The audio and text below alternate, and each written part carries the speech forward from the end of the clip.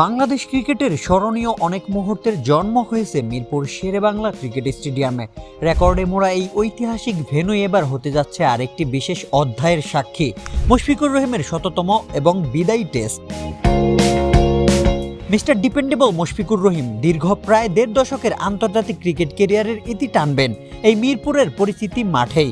আর সেই বিদায়কে মর্যাদা দিতে স্টেডিয়াম জুড়ে চলছে নিবিড় প্রস্তুতি। আউটফিল্ডে নতুনভাবে সাটা ঘাস, উইকেট পিচে বিশেষ রোলিং ও লেভেলিং, ড্রেনেজ থেকে বাউন্ডারি লাইন পর্যন্ত প্রতিটি অংশে আনা হচ্ছে উন্নতি। স্থায়ী জায়ান্ট স্ক্রিন সংস্কারের পাশাপাশি দ্রুত গতিতে নির্মাণ করা হচ্ছে একটি অস্থায়ী স্ক্রিনও, যাতে ম্যাচ উপস্থাপনায় কোনো ঘাটতি না থাকে।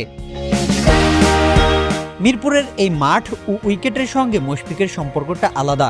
এই মাঠে এসেছে তার অসংখ্য রেকর্ড, ম্যাচ বাঁচানো ইনিংস এবং বীরত্বগাথা সেঞ্চুরি। মিরপুরের ঘাস, উইকেট, ড্রেসিং রুম সবই তার আন্তর্জাতিক যাত্রার নীরব সাক্ষী। তাই স্বাভাবিকভাবে বিদায় টেস্টও এই মাঠেই।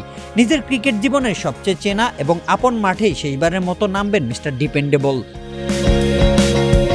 এদিকে মাঠের প্রতিটি প্রস্তুতি সরেজমিনে পর্যবেক্ষণ করছেন বিসিবির সভাপতি বুলবুল, প্রধান নির্বাচক গাজী আশরাফ লিপু এবং কিউরেটর টনি হেমিং। উইকেটের বাউন্স, আউটফিল্ডের মসৃণতা, স্ক্রিন ও গ্রাউন্ড সেটআপ সবকিছুই তারা নিবিড়ভাবে দেখে নিশ্চিত হচ্ছেন আন্তর্জাতিক মানের হচ্ছে কিনা। আগামী ১৯ নভেম্বর আয়ারল্যান্ডের বিপক্ষে দ্বিতীয় টেস্টেই শেষবারের মতো বাংলাদেশের জার্সি গায়ে মাঠে নামবেন মুশফিকুর রহিম।